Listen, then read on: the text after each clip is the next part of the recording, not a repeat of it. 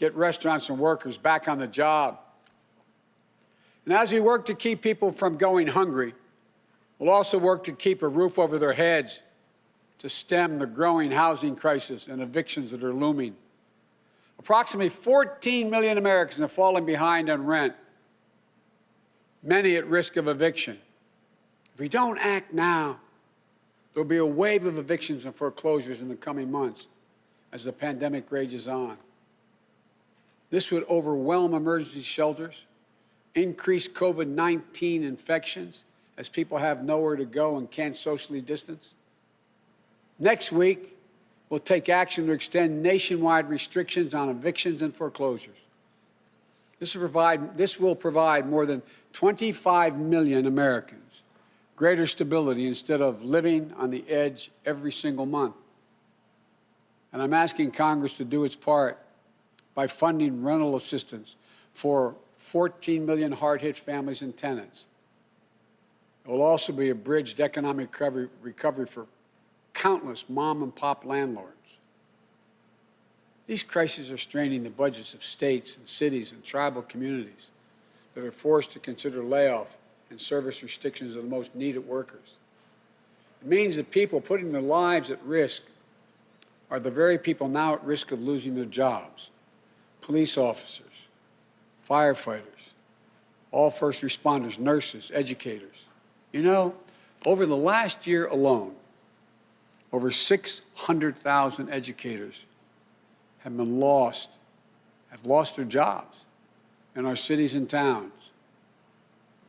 Our rescue plan will provide emergency funding to keep these essential workers on the job and maintain essential services.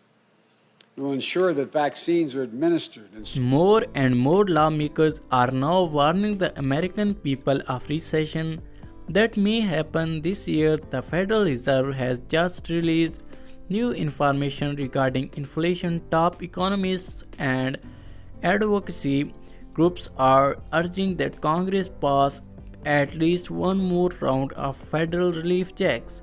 Welcome to Updates Area YouTube channel. Recession fears are growing even as households strained by inflation begin to find some relief.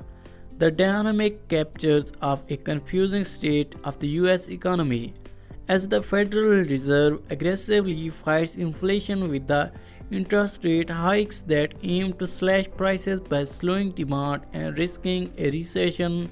Many economists surveyed by Bloomberg place the chances of a recession in 2023 at 70%, marking a 10% point increase from October 2022.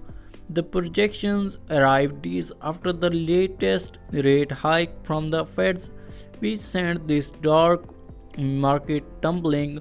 Persistent inflation has prompted the Fed to sustain ongoing rate hikes and imperil the economy rather than risk deeply entrenched price increase that could prove more difficult to return the longer. The Fed takes an aggressive posture, the more likely that the economy will fall into a recession, but potential recession would likely be mild, especially when compared to the crisis-induced downturn just 2 years ago and the Great Recession, which for millions of Americans make up their go-to points of reference.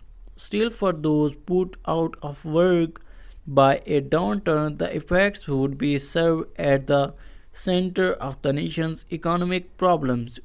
It's going about of near historic inflation. A government report last week revealed that inflation still stood at 7.1% in November, compared with the year prior, continuing a months-long decline from a 40 years record high that was reached over the summer of 2022.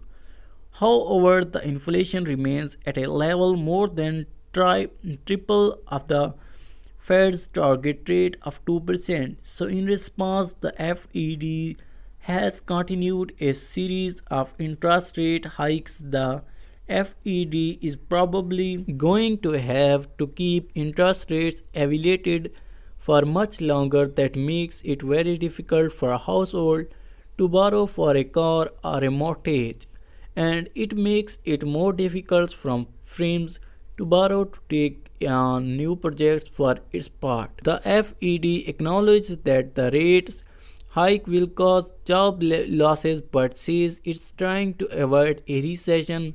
Such a policy outcome is known as a soft landing, in which a Fed slows the economy and brings down inflation while preventing the US from entering a recession. The chair of the Federal Reserve has recently said last week that the prospects for a soft landing remain unclear.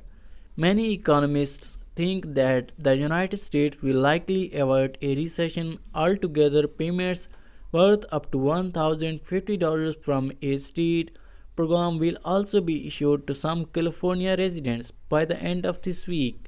But California extended its inflation relief debit card mailing time from 1 month, meaning that some eligible California taxpayers could be waiting until February to get paid. The last group of people in line to receive their prepaid debit cards of up to $1,050 will be those who change your address since filing their 2020 tax returns.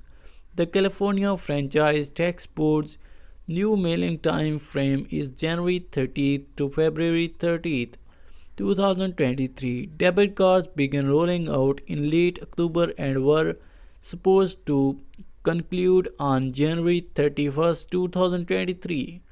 So that was it for today, guys, and I hope you liked the video. Please leave a like and also the subscribe button. I will see you next one. Bye bye.